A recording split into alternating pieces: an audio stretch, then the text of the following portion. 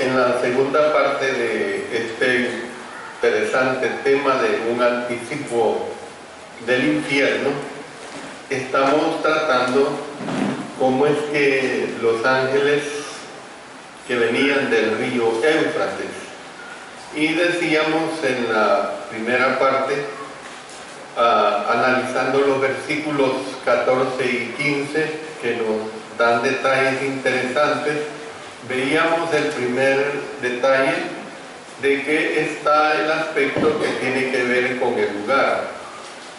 El segundo detalle trata sobre el detalle acerca del tiempo, es sugerente.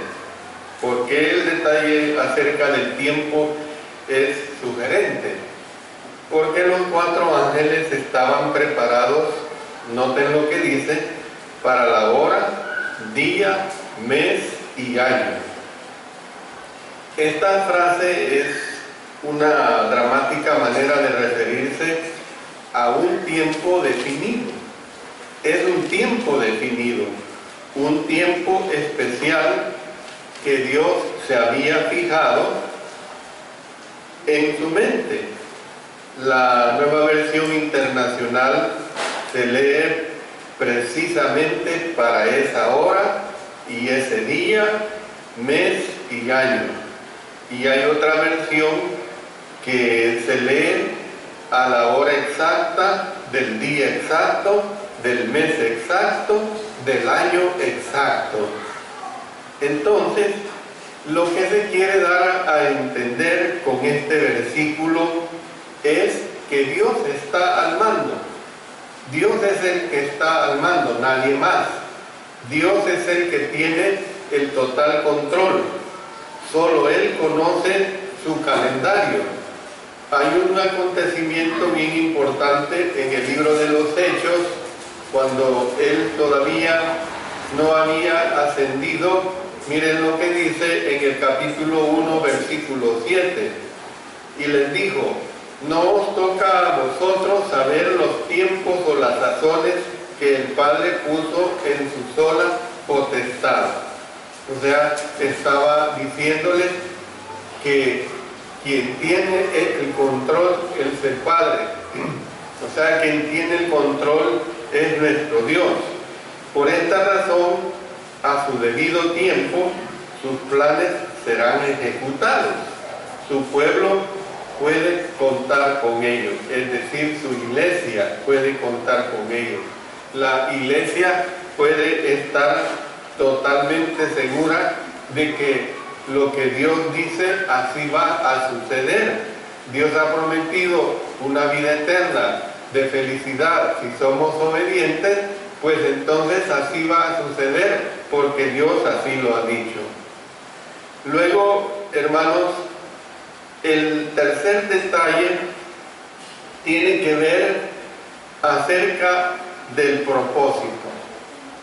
O sea, el tercer detalle, cuando digo que tiene que ver acerca del propósito, es tan intrigante como perturbador.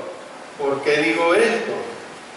Dice que los ángeles fueron desatados a fin de matar a la tercera parte de los hombres. Miren qué claro, a fin de matar a la tercera parte de los hombres. Esta es la primera vez que se toca una trompeta con el propósito expreso de darles muerte a seres humanos. Es la primera vez que se toca una trompeta con el propósito de darles muertes a seres humanos. Los azotes de las primeras 4 trompetas habían sido dirigidos a la naturaleza, sufriendo daño las personas tan solo indirectamente. No había sido directamente ese daño. El azote de la 5ª trompeta tuvo que ver como objetivo a los hombres, lo que veíamos en las clases pasadas. Sin embargo, a las langostas se les ordenó que no los matasen, sobre todo aquellos que tenían la marca. aquellos que eran fieles. Entonces, hermanos, el propósito claramente anunciado de esta sexta trompeta fue, por el contrario, el de aniquilar a una tercera parte de la especie humana. Ese era el propósito de esta sexta trompeta, aniquilar a una tercera parte de la especie humana. Una vez más podemos ver que la destrucción era parcial, no era una destrucción total. No fue destruida la totalidad de la especie humana entera, sino solamente una tercera parte. En el capítulo 8, si ustedes recuerdan, estudiamos específicamente en los versos 7 hasta el 12, que la tercera parte de los árboles se quemó. Esto era la primera trompeta. Luego que la tercera parte del mar se convirtió en sangre, era la segunda trompeta. Y luego que la tercera parte de las aguas se convirtió en ajenjo, la tercera trompeta, y una tercera parte del sol, la luna y las estrellas se oscureció. Esto era la cuarta trompeta. 2/3 partes de la humanidad resultaron ilesas, de modo que era en las personas que pertenecían a estos 2/3 que Dios estaba interesado. Estas eran las personas que Él esperaba que se arrepintieran. Era lo que Dios quería, hermanos, que estas personas se arrepintieran. Por eso estamos hablando en este tercer detalle que trata acerca del propósito tan intrigante como perturbador, en el sentido de que Dios esperaba que se arrepintieran. Pero viene el cuarto y el último propósito, hermanos. Uno de los más desconcertantes aspectos del pasaje es el que se relaciona con los agentes de esta destrucción. Los agentes de esta destrucción. ¿Por qué? Porque dice que desata a los 4 ángeles. Dice, y fueron desatados los 4 ángeles. Hermanos, que hayan sido o no los mismos 4 ángeles que detenían los vientos de destrucción, como vimos en el capítulo 7, versículo 1, aunque no hay razón para creer que los 2 grupos de ángeles fueran el mismo, tenemos varias razones para creer que no lo eran. Los capítulos o los ángeles del capítulo 7 eran los que detenían, mientras que los ángeles del capítulo 9 estaban siendo detenidos. Nótese, unos detenían y estos estaban siendo detenidos. Además, los 2 grupos estaban situados en lugares totalmente diferentes. Entonces, ¿qué es lo que vemos, pues? Que no importaba quiénes eran o lo que eran.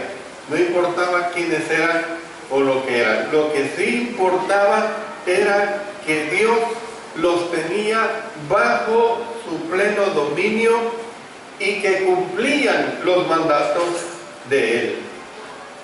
Que ellos estaban sujetos precisamente a los mandatos de Dios. El hecho de que fueran 4 ángeles es tan solo una indicación, hermanos, de que el objetivo de su misión abarcaba la tierra entera, que el número 4, como hemos venido viendo aquí en el libro de Apocalipsis, su simbología nos da a entender la totalidad de la tierra, o sea, los 4 puntos cardinales, ¿verdad? Entonces, el aspecto desconcertante acerca de quiénes eran surge cuando leemos en el versículo que sigue: que sigue, hermano. Dice, los ángeles habían estado detenidos con el fin de que estuvieran preparados para una misión especial. Y ahora se les estaba dando órdenes y libertad para actuar. ¿Ves? Las órdenes eran totalmente de libertad para actuar. Y es lógico esperar que se siguiera hablando acerca del cumplimiento de la misión que se les había encomendado. Se nos dice, en cambio, que, noten, el número de los ejércitos de los jinetes era 200 millones. Ya usted se puede imaginar un ejército de 200 millones. Es algo realmente enorme, hermano. Jinetes, ¿de dónde salen estos jinetes? ¿Qué pasó con los ángeles? Se nos pierden de vista, no se les vuelve a mencionar, hermano. Si usted le pone cuidado, estos ángeles se nos pierden de vista, no se vuelven a mencionar.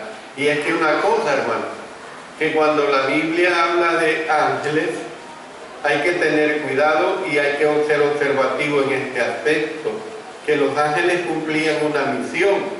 Los ángeles, mensajeros divinos, mensajeros de Dios, cumplían una misión. ¿Y qué pasaba? Desaparecían. ¿Por qué? Porque Dios siempre ha usado a los ángeles para darles una misión y no para estar viviendo en medio de nosotros, para quedarse en medio de nosotros. ¿Ve? Así ha sido siempre la misión que Dios les ha dado a los ángeles. La mayoría piensan y suponen que los 4 ángeles eran los que estaban al mando del ejército de jinetes, atendiendo a la pregunta que se hacía, y los que condujeron a estos hasta el otro lado del río Éufrates. Pueda que sí, esta situación de que estos ángeles estuvieron al mando de este ejército. Pueda que así sea, pero no es algo que el texto lo indique, no es algo que el texto lo deje totalmente claro. ¿Por qué? Yo siempre he dicho, mientras estamos estudiando y nos mantengamos estudiando el libro de Apocalipsis, que hay situaciones en cuanto a ciertos detalles que no se dan, y no nos vamos a detener en averiguar el origen de un detalle que no altera el propósito de la revelación que se está presentando. Tenga presente la característica como de sueño que tienen las visiones, y hay que permitirnos sugerir precisamente otra posibilidad. Fue a los ángeles que se les hizo el encargo de matar a la tercera parte de los hombres. Ahí lo dice en el versículo 15. Ahora bien, pero ¿quiénes fueron los que ejecutaron la orden? ¿Quiénes fueron los que ejecutaron la orden? Los jinetes y sus corceles. Miren lo que dice, vamos a Apocalipsis capítulo 9, verso 18. Por estas 3 plagas fue muerta la tercera parte de los hombres, por el fuego, el humo y el azufre que salían de su boca. Usted sabe bien que el fuego es destructor. Usted sabe bien también que el humo, inhale usted el humo en cantidades fuera de lo normal y me va a contar, o mejor dicho, ni me lo va a contar, usted va a morir asfixiado o asfixiada por el humo.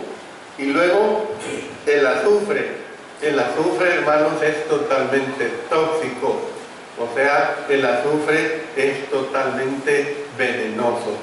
Entonces, hermanos, ¿quiénes fueron los que ejecutaron la orden? Bueno, los jinetes y sus corceles. Entonces, por lo tanto, los ángeles equivalían precisamente al ejército y el ejército a los ángeles. Es una situación que se da bien clara. Y para terminar con esta parte, hermanos, en una de esas modulaciones de imagen tan comunes en la experiencia visionaria, los 4 ángeles se convirtieron de repente en una tremenda hueste de caballería. Los 4 ángeles de repente se convirtieron en una tremenda hueste de caballería. Ya he mencionado la situación de los 4 ángeles, ya he mencionado esta situación del ejército de Partia, preparados totalmente en una forma especial para la caballería, preparados precisamente para ejercer su poder en una forma que causaba enorme destrucción. Uno de los efectos especiales que usa la industria moderna del cine es lo que se conoce como una mutación, hermanos. O sea, una mutación es un cambio, o sea, una metamorfosis. Entonces, la mutación es la técnica por medio de la cual una persona o cosa se transforma visual o gradualmente en otra. Esa es una mutación. Ese es lo que se conoce como cambio, o sea, la metamorfosis, por ejemplo, del gusano a mariposa. ¿Ve? De un gusano nada agradable se transforma en una bella mariposa.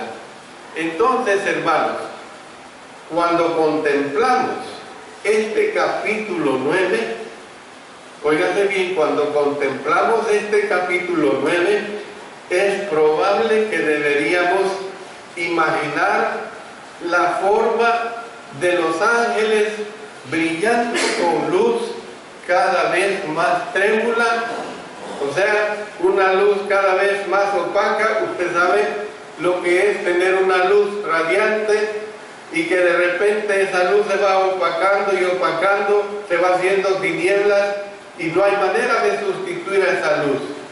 Entonces, podríamos nosotros imaginarnos a estos ángeles cada vez con una luz más trémula, sufriendo cambios y transformándose hasta que un vasto ejército se presentará o se presenta ante nuestros ojos. Esa es la realidad que nosotros podemos ver en esto.